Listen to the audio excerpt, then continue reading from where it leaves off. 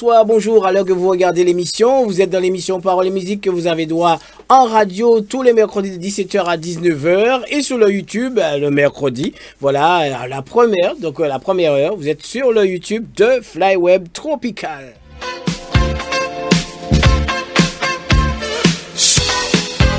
Vous savez très bien, quand je suis là, je ne suis pas seul, je le dis toujours assez souvent.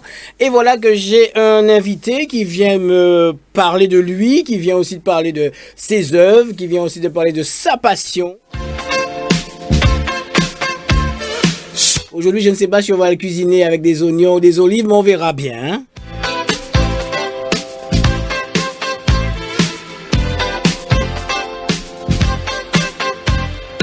Donc, il se prénomme Monsieur Emmanuel Ndjouké. J'espère que j'ai bien dit, parce qu'on ne dit pas le N d'après ce que je dis. Bonsoir, Emmanuel. Bonsoir, Francis. Bonsoir à tous les auditeurs de Flyweb Tropical. Oui, bonsoir à toi. Bienvenue à Flyweb Tropical. Tu es le bienvenu. Tu n'es pas un inconnu de Flyweb, parce que les gens qui te verront, ils vont dire on le connaît déjà, lui. Oui, effectivement, j'ai passé quand même quelques années dans les antennes de Flyweb Tropical. Oui, en tant qu'animateur. Justement, voilà. L'émission Couleurs d'Afrique. Couleurs d'Afrique, tous les lundis de 13h à 15h, je ne me trompe pas. Ouais, exactement, c'est ça, Francis. Bon, mais monsieur a eu beaucoup d'activités, donc monsieur nous a laissé, mais bon, voilà, il a d'autres activités, il est venu les présenter aujourd'hui. Donc on va parler un peu de toi, et Emmanuel. Tu vas nous parler de quoi exactement?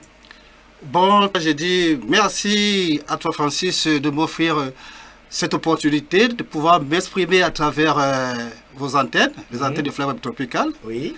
Alors, je suis Ndjouké Emmanuel, originaire du Cameroun, de Kribi précisément, dans le département de l'Océan. Oui. Hier encore, j'étais enseignant des sciences de la vie et de la terre. Aujourd'hui, je suis dans l'entrepreneuriat et auteur de livres, le premier paru en 2021 et le second en 2025, dont nous allons parler aujourd'hui. Oui. Mais qu'est-ce qui t'a poussé à faire des livres? Est-ce que c'était vraiment un besoin? Oui, un besoin parce que j'aime bien la culture et précisément la culture de ma langue. Alors j'ai constaté que de nos jours, de plus en plus, ma langue est phagocytée. Voilà. Elle est phagocytée par d'autres langues étrangères. Donc du coup, l'idée m'est arrivée comme ça. J'ai dit, bon, ben, pourquoi ne pas me mettre à l'écriture d'un livre sur la langue pour la préserver, pour la faire perdurer, pour ne pas essayer de perdre des repères. Voilà, dis-moi, quelle langue tu as choisi pour mettre dans ton ouvrage? Oui, parlant du choix, Francis, le choix il est naturel. Voilà, c'est ma langue maternelle, celle que mes parents m'ont apprise depuis le bas âge, depuis mon enfance. Mais est-ce que tu es sûr que cette langue-là, c'est la vraie? Parce qu'il y a plusieurs ethnies au Cameroun. Oui, bien sûr, il y a plusieurs ethnies au Cameroun, plus de 200 langues au Cameroun. Et moi, j'ai choisi naturellement de parler, d'enseigner le Batanga, parce que c'est ça ma langue. D'accord. Et c'est celle-là que je vais léguer aussi aux générations futures. Ouais. Mais comment tu t'es approvisionné de cette langue? Comment tu as été chercher? Comment tu as su récolter les vrais mots? Comment tu as fait? C'est vrai qu'on n'a pas toujours la science infuse en matière de langue. Bref, dans tous les domaines, on n'a pas toujours la science infuse. Je me suis rapproché des aînés, des personnes les plus aguerries en matière de langue, plus précisément en ma langue, le Banor. Le langue, c'est le Banor. Là, sur le Banor Batanga, nous avons plusieurs déclinaisons. Ah, ok. Il y a le Banor, il y a le Bapuku, il y a le Batanga Banda. Mais moi, je suis de la déclinaison Banor. Et comme je la maîtrise un peu, voilà pourquoi je me suis dit non, pourquoi pas me mettre à l'écriture du Banor qui pourra peut-être aider pour certaines personnes. Mais est-ce que c'est pas une façon d'apprendre sa langue, d'accord, mais est-ce que tu n'aurais pas envie d'avoir plus de livres qui parlent d'autres ethnies? Parce que je pense que tu connais le Banor, tu la maîtrises, même est-ce que de toi-même tu vas pas évoluer dans le temps et puis voir pourquoi pas sortir d'autres livres? Mais bien sûr, il peut m'arriver de choisir juste après le Banor, il peut m'arriver de choisir de parler peut-être encore du Bapoukou, qui est déjà la langue de ma maman. Parce que ma maman, elle était Bapoukou, c'est mon papa qui était Banor. Donc j'ai choisi cette fois-ci de parler, de sortir un livre qui parlera uniquement de Banor. Peut-être des années à venir, je me déciderai de parler du Bapoukou, de Bapoukou. Mais vu que tu as sorti ce livre, quel impact ça a sur le public Batanga? Ah oui, il faut dire que le livre, il est vraiment demandé. Il est demandé. Mais demandé par quelle génération? Les plus vieux ou plus les plus jeunes, et beaucoup plus par la diaspora. Par la diaspora. D'accord, la diaspora. Oui, la diaspora, Cameroun, la diaspora Batanga. Emmanuel, peux-tu nous présenter cet ouvrage? Comment il est? Oui, Francis, le livre déjà il s'intitule Nayo Kwandi Batanga Banor.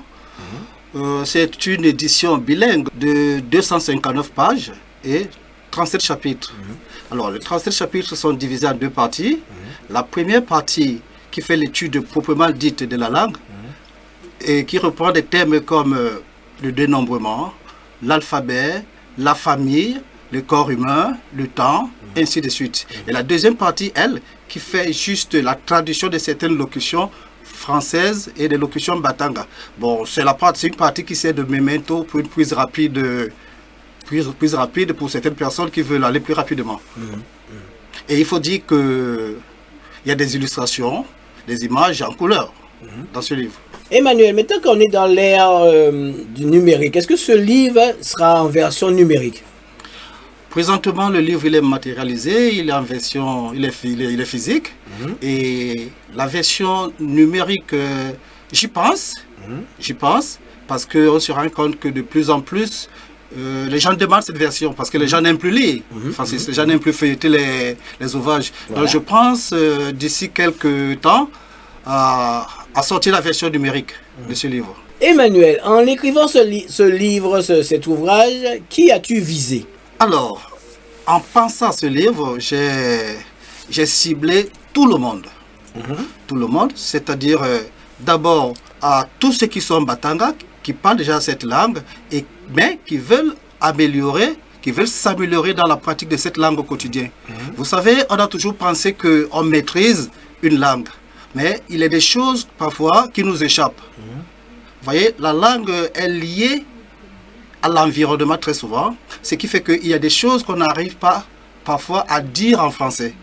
Et on est obligé de les dire uniquement en langue parce que ces choses sont intimement liées à l'environnement, ce qui fait que pour trouver des mots qui désignent ces choses, il faut les puiser dans la langue. Voilà pourquoi on ne peut pas les dire autrement. Voilà pourquoi j'ai toujours dit que ma langue est ce qui me reste car je ne sais plus m'exprimer autrement. Ce livre déjà, il vise ceux qui parlent déjà la langue, mais qui ne connaissent pas comment sont nommées certaines choses. Et ces choses, je les ai nommées dans ce document. Alors, la deuxième catégorie de personnes, c'est tous ces Batanga qui sont à la diaspora, qui n'ont pas eu la chance d'apprendre leur langue par le biais de leurs parents. Vous savez, c'est nous les parents qui sommes responsables parfois de l'ignorance au sein de nos familles. C'est-à-dire la langue doit être apprise dès le départ au niveau du cocon familial. Alors, si déjà les parents, pour certaines raisons, n'ont pas pu ou n'ont pas su donner les bases de la langue maternelle aux enfants, vous voyez que ces enfants-là n'auront pas de repères. Voilà pourquoi je demande aux parents d'insister vraiment, de parler leur langue à tous leurs enfants tous les jours. Voilà, ça c'est la deuxième catégorie. Alors la troisième catégorie que je vise ici, c'est tous ceux-là qui ne sont pas de la communauté Batanga, mais qui s'intéressent, qui veulent parler cette langue. Pour te dire que le livre concerne toute la communauté, tout le monde, pas uniquement la communauté Batanga. Voilà, sur la pochette de cet ouvrage, je veux dire sur la couverture, la première couverture, on voit du bleu et on voit une photo qui a été prise en Europe. Pourquoi? Alors, d'abord le bleu, parce que le bleu c'est une couleur qui représente mes origines, d'où je viens. Voilà. Il indique un peu mes origines, les Kribi, la mer, l'océan, tout ça. Et l'environnement, l'Europe, c'est pour dire que mon ouvrage concerne pas uniquement la communauté Batanga à Kribi, mais également ceux qui sont hors de crédit, c'est-à-dire la diaspora. Emmanuel, est-ce que par conséquent, tu ne penses pas que ce livre va pousser les enfants à ne plus apprendre le français et de se diriger vers cette langue? Francis, ce n'était pas mon objectif. Comme je disais dès le départ, mon objectif de départ, quand j'ai écrit ce livre, c'est juste pour empêcher que ma langue ne perde pas ses repères. Vous savez, la langue, pour une communauté, c'est comme une âme. Alors, qui dit une âme, c'est une entité immortelle que nous devons préserver. C'est à travers la langue que nous inculquons certaines valeurs cardinales à nos enfants, telles que l'amour, la vie, tu vois. Donc, ce n'est pas un livre que j'ai fait pour empêcher, mais pour interdire aux enfants de parler français. On ne peut pas le faire, déjà que le français nous sert d'échange entre les communautés, parce que déjà, je ne peux pas échanger, même avec toi Francis, je ne peux pas échanger avec toi en Batanga. Tu vois, donc le français est nécessaire, il va toujours rester, parce qu'il va me permettre d'échanger, même avec mes compatriotes camerounais, pas originaires de chez moi.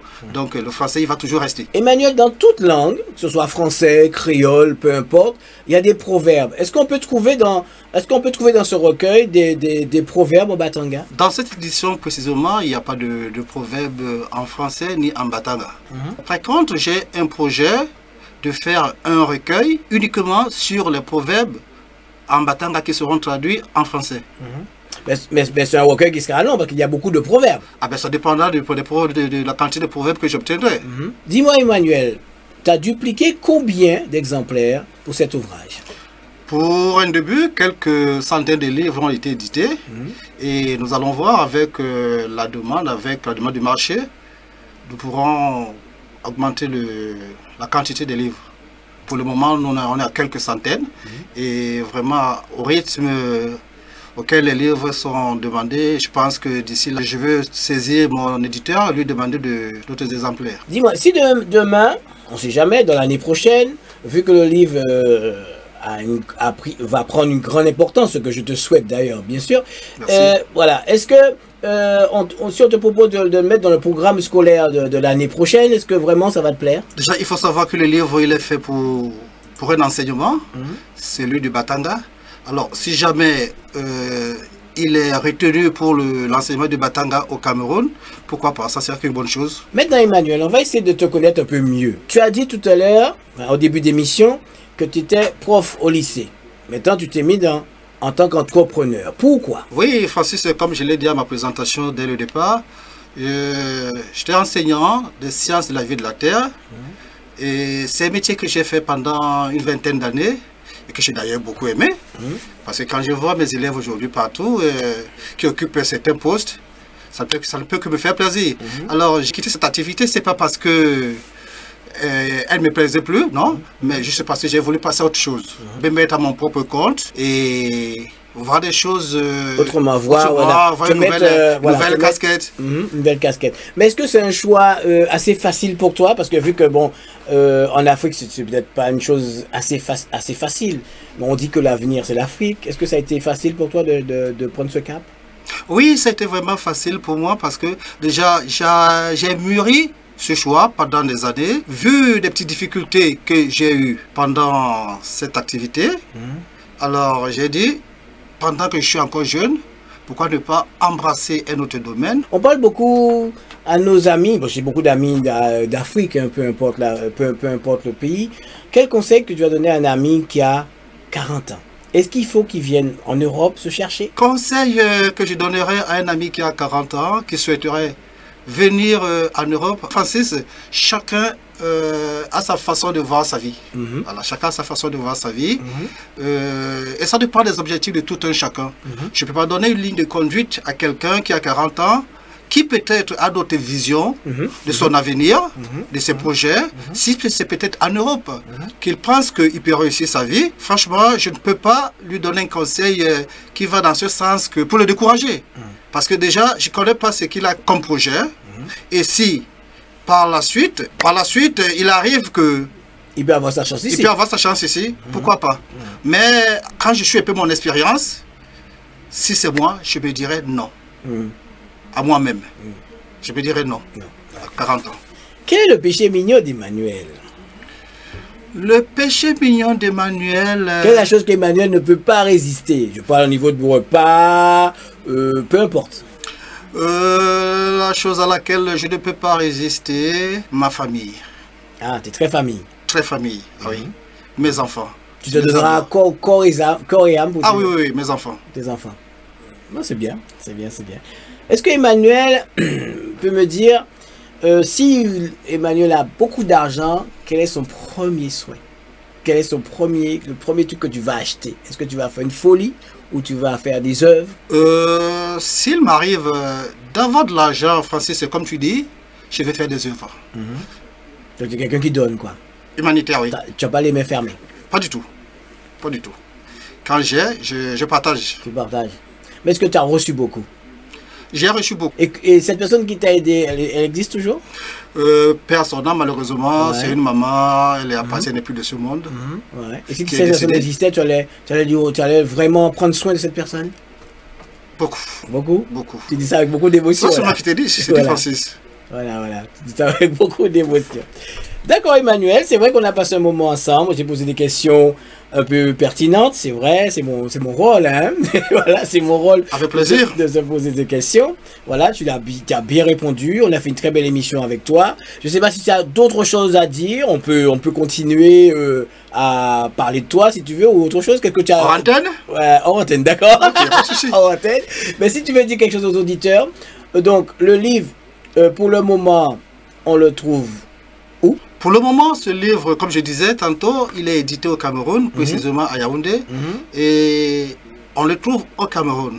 Alors pour tous ceux qui sont à la diaspora, ils passent leur commande et le livre il est acheminé. D'accord. C'est-à-dire que le livre, par rapport, on va taper Emmanuel et le livre derrière, on trouve ton nom sur Facebook? Non, il y a des points de contact. Des points de contact. D'accord. Il n'y a pas de numéro de téléphone que tu peux nous donner, il n'y a pas de contact. Il y a les points de contact qu'on va... Voilà, directement. Oh, oui. D'accord. Bon, on te remercie de ta visite sur Flyover Tropical de l'émission Paroles et Musique que vous avez droit, les amis, tous les mercredis sur la radio, en audio, bien sûr, sur le YouTube en partie visuelle. Donc, vous allez retrouver cette émission mercredi en visuel, sans aucun problème. Et je vous dis de passer une très bonne soirée. Emmanuel, c'était un plaisir de te recevoir à Flyover Tropical. Emmanuel qui a été l'un de nos animateurs sur Flyover Tropical depuis l'Afrique, les amis. Voilà, il est là maintenant avec moi, je l'interview. Vous avez vu la magie de la radio, c'est comme ça. Allez les amis, passez une très bonne journée, une très bonne soirée à l'heure que vous regardez cette émission. Et n'oubliez pas de vous abonner sur la chaîne Fly Web Tropical.